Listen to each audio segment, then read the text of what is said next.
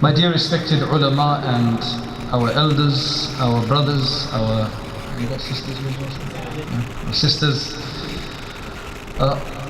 great to be in your midst with all of these great happenings and achievements and accomplishments. May Allah subhanahu wa ta'ala accept it from all of you. We live in this country and it's by design that we're here. Allah subhanahu wa ta'ala chose us to be here. We had to be colonized first to then end up here finally. But this is all Allah's grand plan. Allah's plan is very far, very prudent. When we look at something, we look at the last 5 years, last 10 years and see what's happening. But any student of history will show you and will tell you that the world is a strange place and it's a cycle of ups and downs, of pauses, stops, continuations, highs and lows. So we do suffer slightly. Alhamdulillah, Allah subhanahu wa ta'ala grants us the tawfiq to go through these times with ease and success. Recently I was in Turkey at a conference on Islamophobia and terrorism. And there was a number of other muftis there. Muftis of Siberia, mufti of Montenegro, mufti of Lithuania and these other countries and Baltic countries. And it was a very interesting conversation we had. One of the conversations we had was that a lot of the others that were there, they were from the original USSR colonized areas. Then there are some people who are, for example, if you go to North Africa, that has been colonized by the French. And then you've got India subcontinent, now India, Pakistan, Bangladesh, Burma, etc., colonized by the British. If you go to Africa, it's the same thing. The British, the Portuguese, the Dutch, the French. Likewise, South America, it's the same thing. It's quite ajib how the world and these things work.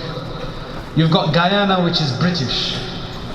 You've got next to it Suriname, which is Dutch. Next door to that you've got French Guinea, which is still French. And you've got below that you've got Brazil, which is Portuguese.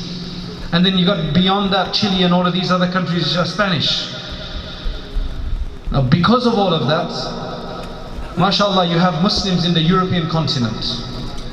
Germany is very different today than it was 20 years ago. London, 7 million is the population of this great city that we live in. And then I'm sure everybody is proud. Wherever you go, you say, where are you from? From London. Which is a big deal for a lot of people. People in India, Bangladesh, they just want to get to London. They don't even know anybody. They don't know Blackburn, Bolton, Burn. They just want London. Where do you want to go in London? I just want to go to London. Just drop us anyway in London. We're happy to be there. If only we could think of Jannat the same way. I mean, for us also, Jannat is... we just want to go to Jannat. We have no idea which Jannat we want to go in. We want to be in the highest levels of Jannah, inshallah. So, if you look at our French brothers, my age, in French, that are originally from North Africa, whether they're Tunisian, whether they're Algerian, Moroccan, you will see that they will appear and seem to be much more French than we are British. But they feel so much less French than we feel British. It's really weird. We live here and alhamdulillah, we have our schools and everything. And may Allah subhanahu wa ta'ala keep it like that. We have to make shukr and we have to contribute to keep this. Otherwise Allah will take ni'mah, bounties away. We feel very proud to be British, but we have no problem in saying and even speaking Bangladeshi, Urdu, Punjabi and various other languages. But you go to these same people who are my age, second generation, North African descent, they've forgotten their Arabic. The only thing they know is French. That's the only thing that they know. But they don't feel French at all. The reason is that the Russians, they were the worst of it. They didn't even let religion survive. Anybody who survived the 40, 50, 60 years of USSR, Soviet colonization, they had to hide their Islam. Most people couldn't hide it because you had to really hide it. You couldn't teach. You couldn't have a Quran in your house. There were no maktabs. And that's why it's such a sad state in those countries. They don't let anybody live. The French have a weird system. People are trying to bring that system here. That integration needs to be one-way street. The people who come in must just adopt the system of the home country, of the country of their immigration. This is what they want in France. They have a concept of laïcité, which is this extreme form of secularism. No religion. That's why you're allowed to criticize religion in there, and when you're not allowed to do that here. That's why you wonder sometimes, why are all these people criticizing religions, especially Islam in France? Because it's okay to do that. They've had such a bad experience with the church.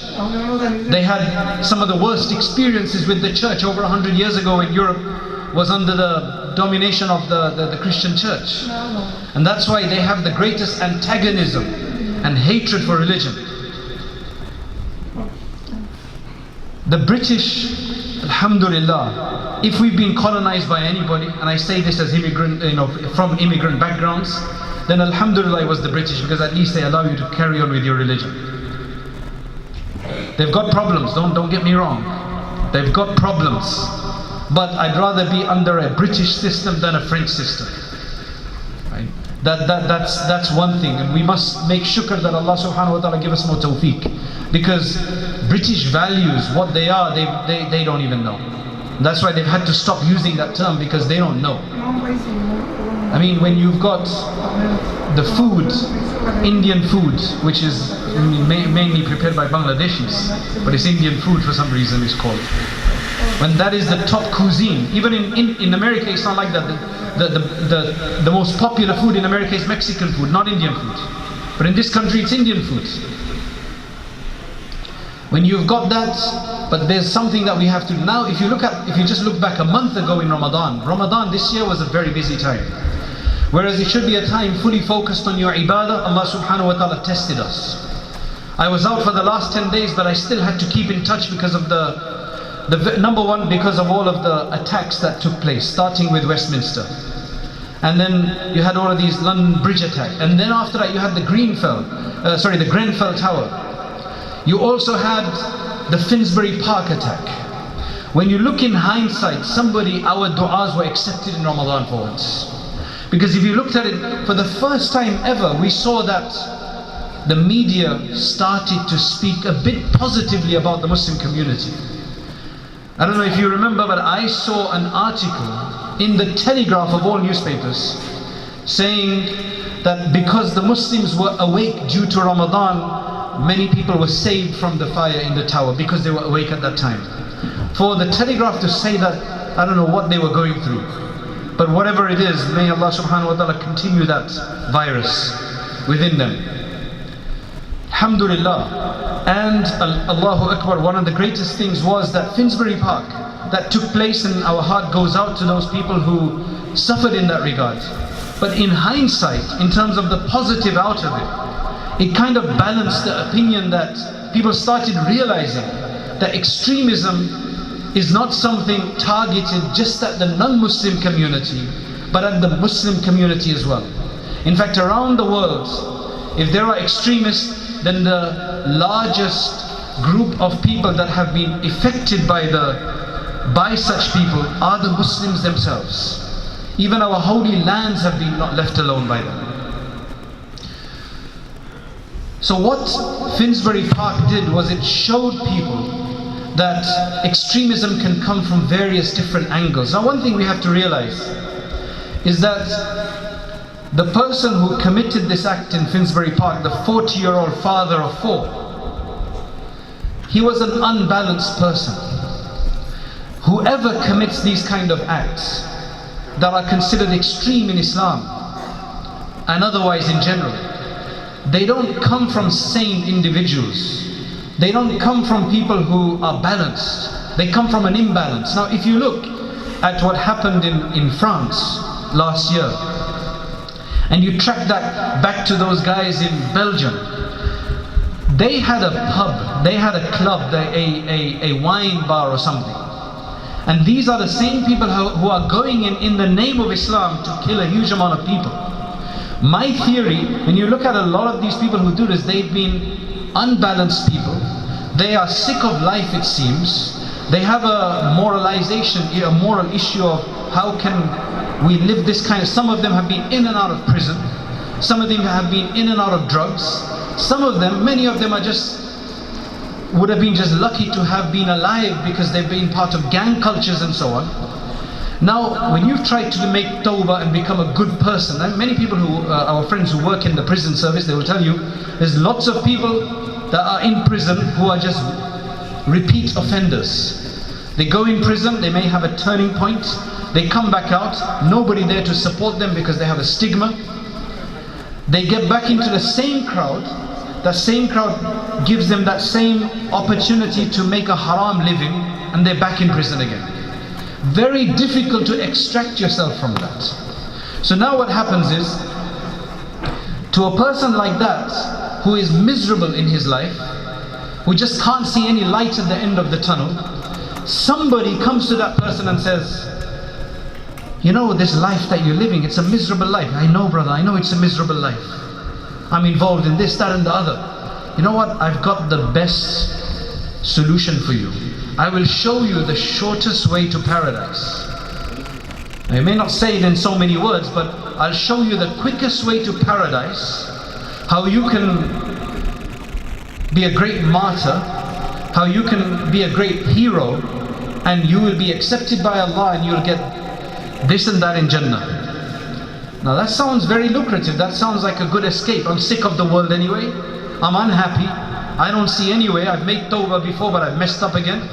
I've been out of jail but I go back in. I try to leave the crowd. And if you look at the Prophet ﷺ, you know the famous hadith of the person who killed 99 people, right? Famous hadith, right?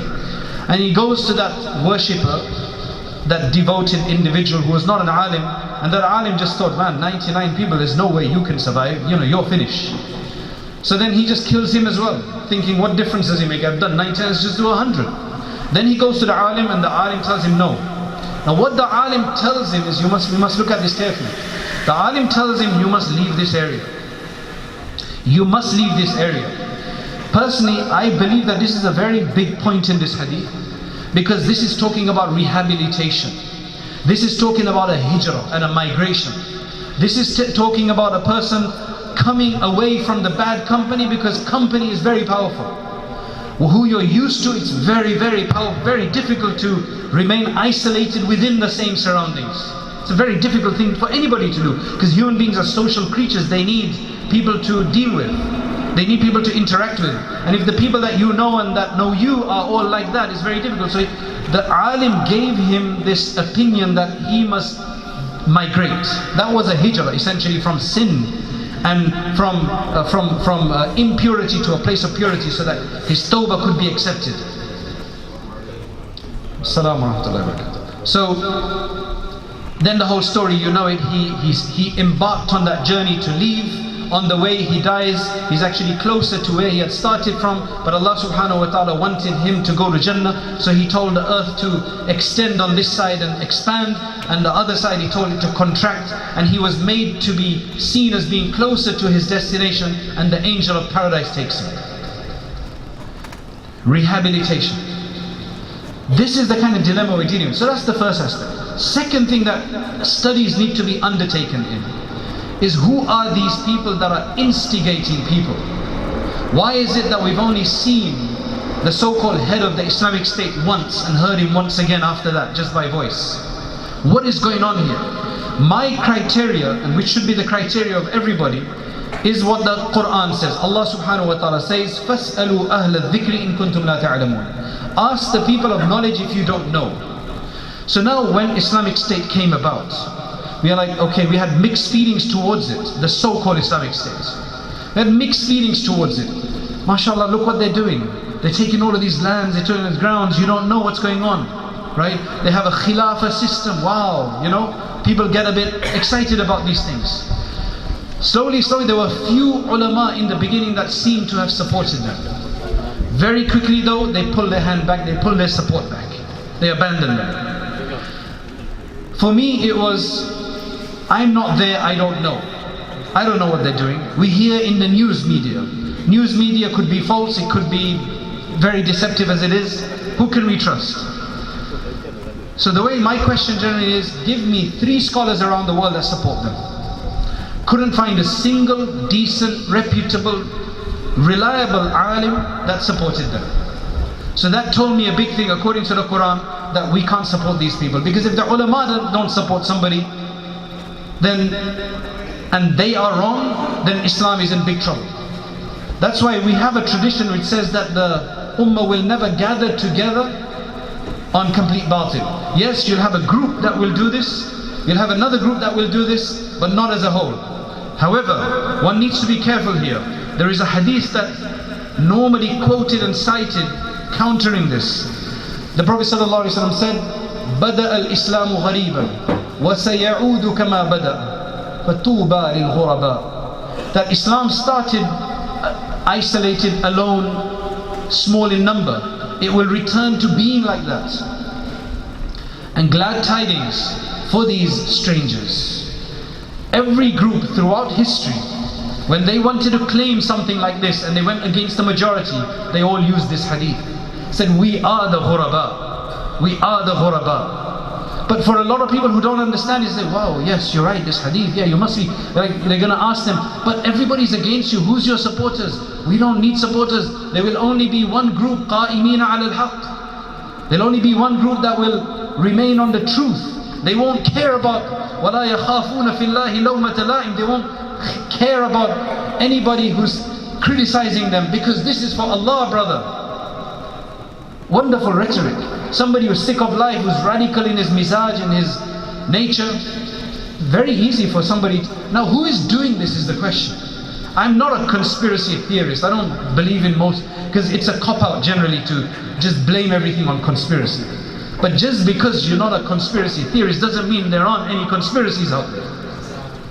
You know, there could be some conspiracies out there, and there are many things in the world that work underground. To be honest, if you look at the so-called Islamic State, which seems on a downhill trajectory right now, it clearly understood that the majority of people it has harmed have been Muslims.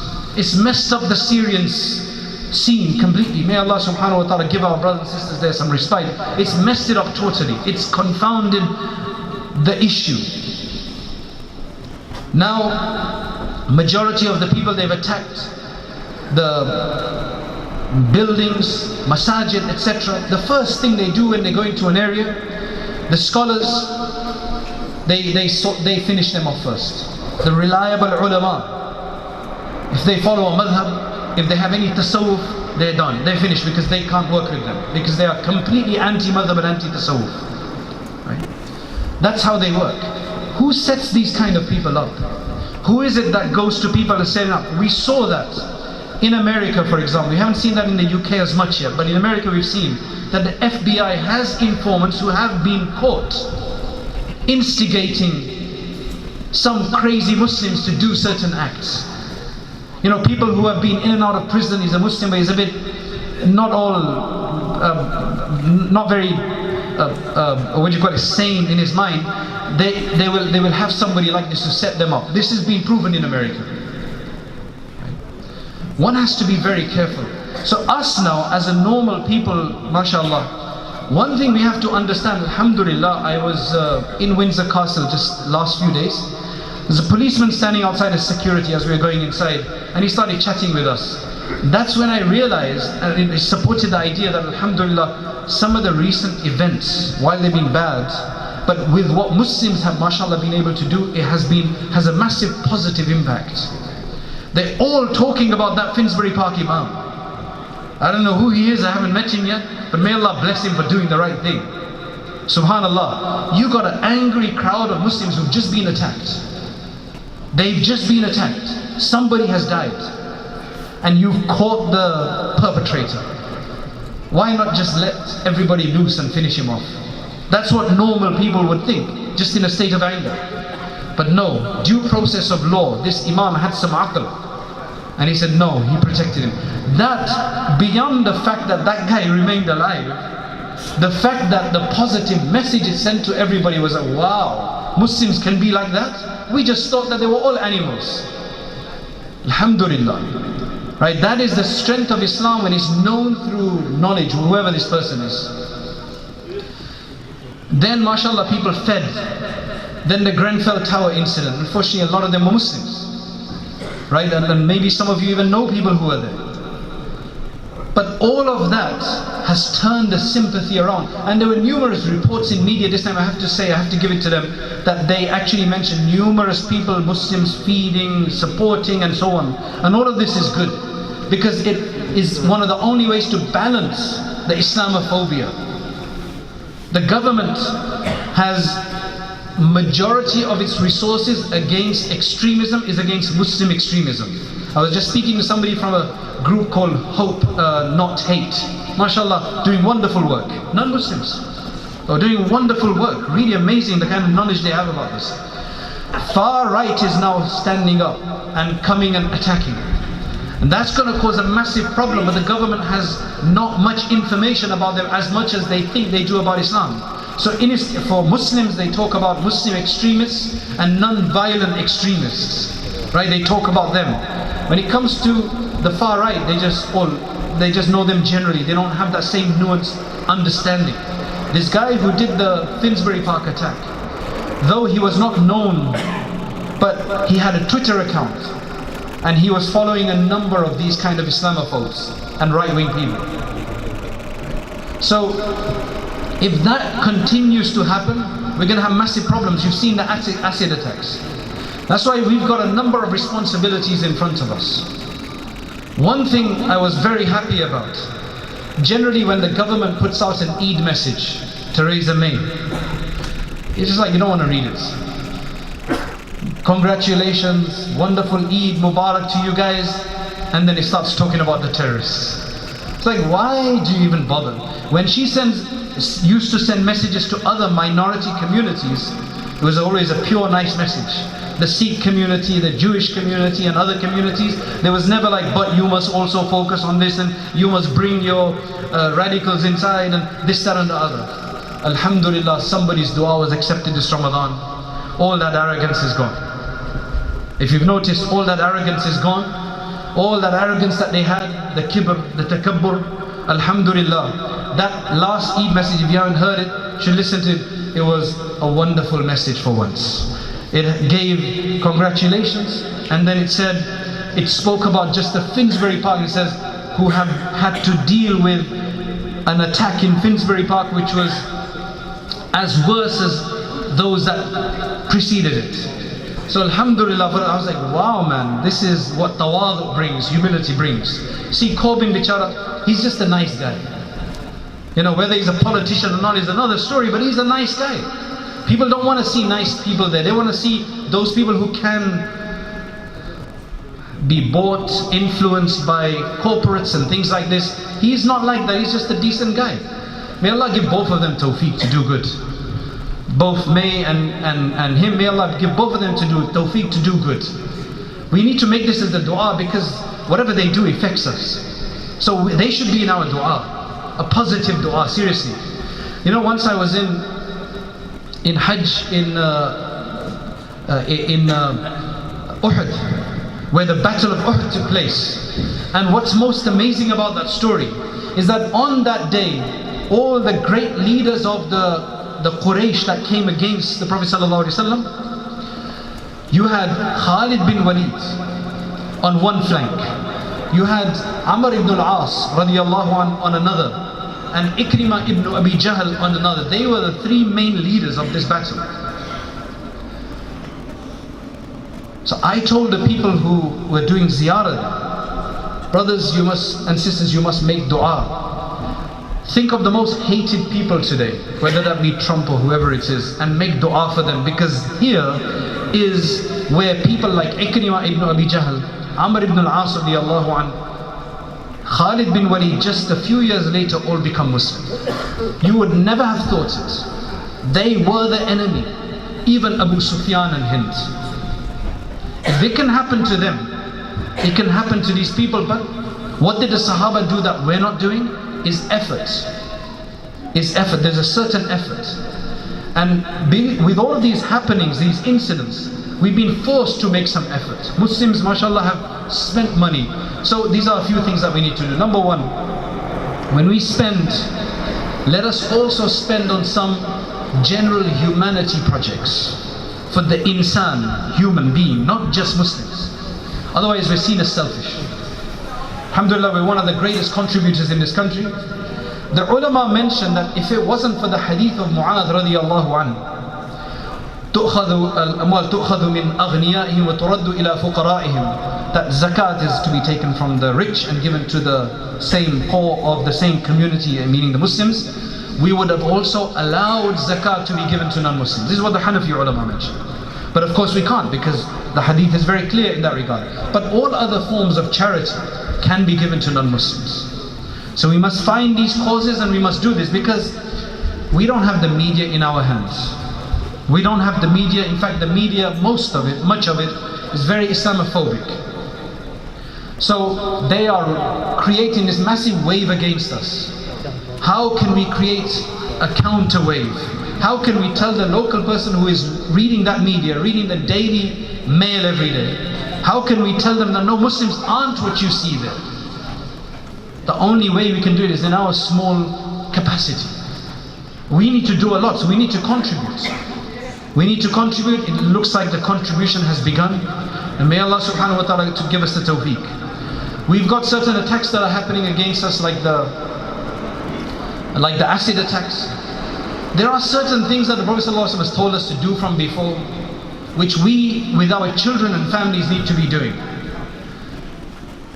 قُلْ هُوَ اللَّهُ أَحَدٌ قُلْ أَعُوذُ بِرَبِّ الْفَلَقِ قُلْ أَعُوذُ بِرَبِّ النَّاسِ. Every day, morning after, around Fajr time and after Asr, any time, every day, at least once. These three things, make this a habit, a practice that all of our family does. Along with two other du'as. There's numerous du'as, I'll just mention two. And Maulana will teach you them if you don't know them, right? But Bismillahi alladhi la yadurru ma'asmihi shay'un fil ardi wa la fis sama. Just look at the meaning of this dua. In the name of the one, through whose name nothing in the heavens or the earth can harm you. What a dua. Not just acid attacks, not just animal problem, not just poison, not just any of that, but even for those who believe it, out of space attacks. Fis sama, nothing from the heavens will touch you. Ulama mentioned that you should read this dua, it will even protect you inshallah from diseases. In whose name nothing from the heavens and the earth can harm you. We are calling on to Allah. Another dua, the other dua is A'udhu bi kalimatillahi tammati min sharri ma khalaq. I seek refuge in the complete formula and words of Allah. I'm using those complete words of Allah from refuge from every evil He has created. He has created it, He can protect us from it. There is nothing in this world not created by Allah. These du'as must be on our tongue morning and evening, and for our family and our children. And forget the acid, that's just the one thing, but this is just our own prayer. This will help us to get closer to Allah subhanahu wa ta'ala as well. And finally, the last point. Now how many minutes have I got? I think I've got more time this time, but I'm going to take less time, just to make up for the qaza last time. The other final thing is, a lot of people at this time, when things like this happen, they try to go underground, especially people with weak faith. Alhamdulillah, not the general musallis, who don't care about anything. Alhamdulillah, they've got tawakkul. But there's a lot of us who may know people, family members and so on, who unfortunately try to hide themselves. You suddenly start seeing all of these moles on the streets. There was a guy whose name was Muhammad, suddenly he becomes a mole. There's suddenly Sam's at work instead of Aslam. Right? So you have all of these different people that try to hide their faith. Some women, unfortunately, they take off their hijabs. Otherwise, mashallah, our sisters are in the front line. In so many cases I've seen, I used to be in California, I used to see a brother dressed in t-shirt and shorts. And the only way you could tell he's a Muslim is because next to him he's got his wife with a hijab on. Right? So subhanAllah, it was kind of, they are at the forefront. May Allah give them greater himmah.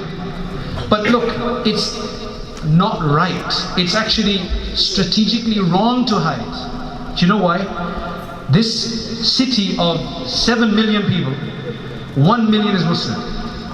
Right? If you don't believe me, go anywhere in London. In fact, if you go to Oxford Street, I mean Whitechapel, mashallah, it's probably more than that, right? But if you go to, actually Newham is got more than Whitechapel. But if you go to Oxford Street, it's actually like 5 in. There's all the Gulf guys, they come there to spend their money. They've got too much money and they spend it there, right? But Muslims are everywhere. The benefit of this is that when you are everywhere, then not only are you just tolerated, but then you become accepted. This is the tough thing, because you have to remember the British are imperialists, right? And they are ulu ba'sin shadid, unfortunately.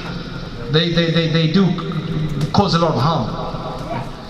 And it's very difficult for them to accept this. What is the problem of the far right? The problem of the far right is that our Britishness, our Englishness is becoming diluted. It's getting messed up. That's what they're saying, that everything is just getting polluted. Where are all the whites gone as such? You understand? All of these people are coming and causing now, because Islam is one thing that doesn't just melt.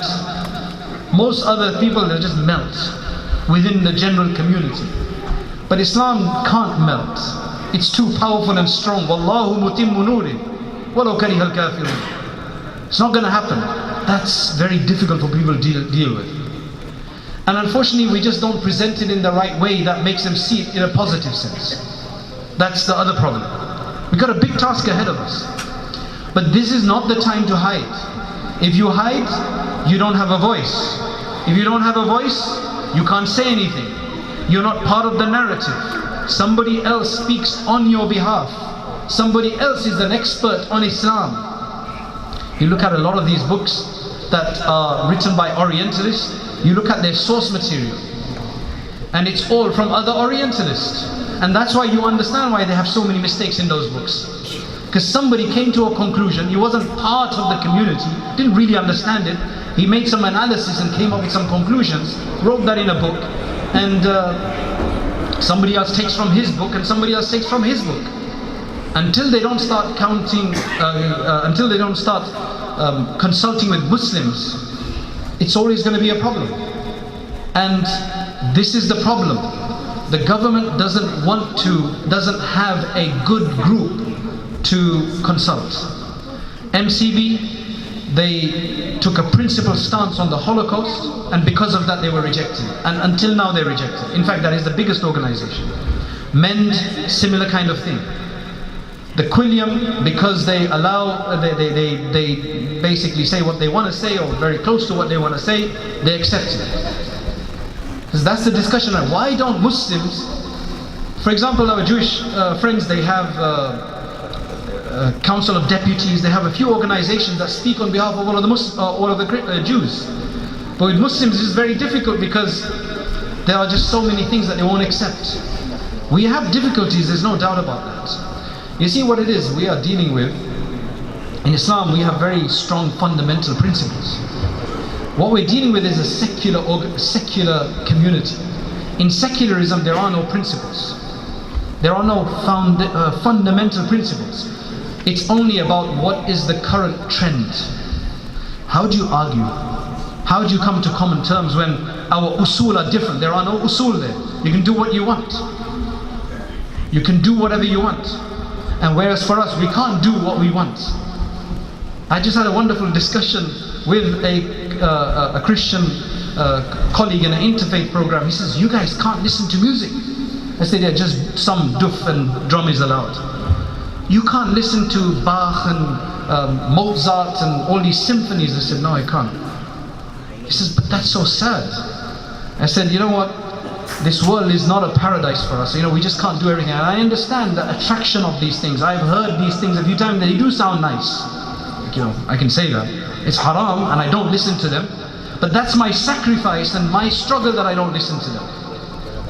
I understand what you're saying, that they get you into the mood and they can uplift you. And he was saying, yes, but we use this for religious reasons and all of these orchestras and everything like this. I said, I completely understand what you're saying. But that doesn't mean that it's good for you. We think that the only thing that should inspire you and illuminate your heart is the words of Allah. Very difficult for people to understand, but this is the discussion you have to have with people, to show them why. That in Islam we have restrictions, and we're happy to follow those restrictions. Alhamdulillah, our deen is a very mu'tadil deen. It's just that we are, maybe I'm going off on a complete other tangent, but we are in a postmodern world where there are no absolutes. The postmodern world says that if you think this is modesty, then that's up to you. But don't tell me about that. I've got a different sense of haya and modesty. So as long as you do, as long as I can do what I do, as long as I don't harm you, it should be fine. But that's basically what postmodern world is. How can you argue with that? It's just very difficult. That's why we're in a difficult situation, but we need to show the beauty of our faith, our compassion. And the one thing that we have to also understand is this. Mufti Mahmud al-Hassan, rahmatullahi alayh, not Shaykh al-Hind, but our Mufti Mahmud al-Hassan, Zangohi, rahmatullahi alayh. Somebody asked him a question, because you see, what you have to understand is this. We've got three countries that majority of us come from: India, Pakistan, Bangladesh. Pakistan is supposedly a Muslim country. Bangladesh is a Muslim country? Are you sure? I know it's a Muslim majority. No, I know that. But is the government Muslim? No, I know that, but is the government Muslim? Okay, all right. As long as we get that right. Because I know you had a problem.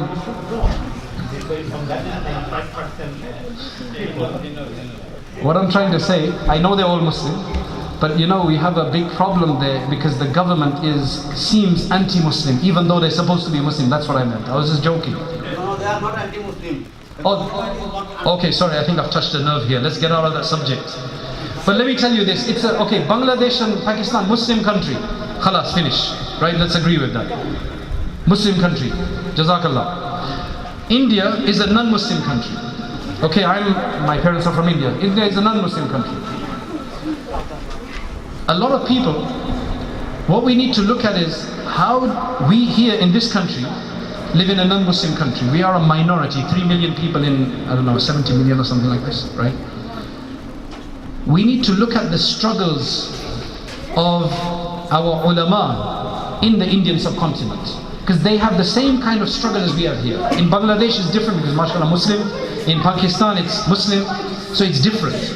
But in India, it's different. Mufti Mahmud al-Hassan, who passed away recently, rahmatullah alayhi, this is what he said. Somebody asked him, how can you have association with the non-Muslim? Like, how can you work together? Right? He said, look, if there's a train going from Amritsar to Delhi, and you are in it, let's just say we're going from here to Manchester in a train, and I am in it, we have some Muslims in it, we have non-Muslims in it, we have everybody in it, and there is somebody there trying to cause a problem. What would be the wise thing to do? Wouldn't you all gather together and unite against this person? Otherwise, if he causes harm, all of us will be affected. Because we all have to get to our destination. That is why for those things that, not for religious aspects, but for everything else, and this is exactly what Hazrat Maulana Hussain Ahmad Mandi rahmatullahi wrote about in his Muttahida Qawmiyat, that we and the Hindus, we have to get together against the British, because they are our enemy at that time. It's very difficult to say that now, but at that time, that's right. But I said the barakat of that we're here today, spreading Islam inshallah. So it is in our interest to do those things that for everybody remain secure. Otherwise, if we don't go against those people who seek to harm the people in general in a wrongful way, then we are harming ourselves and we're harming everybody else as well. And this is the teaching of our akabir, that we must do things that are beneficial.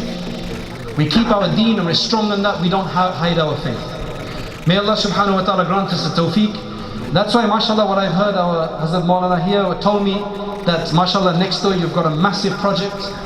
When I heard the number, I thought, subhanallah, what a tawakkul on Allah you have. And Allah will provide, inshallah, how much was it? 4 million? 6 million, mashallah. 6 million. Project to build next door. 4-story building. Right? I'm sure most of you know about this already. May Allah subhanahu wa ta'ala make that easy. May Allah grant us tawfiq in our hearts to assist in this way, whatever is possible. And may Allah allow us to see that happen quickly, and for much and great barakat and blessings to come from there. May Allah subhanahu wa ta'ala grant us all the tawfiq. Wa akhiru da'wana alhamdulillahi rabbil alameen. Jazakumullah khairan.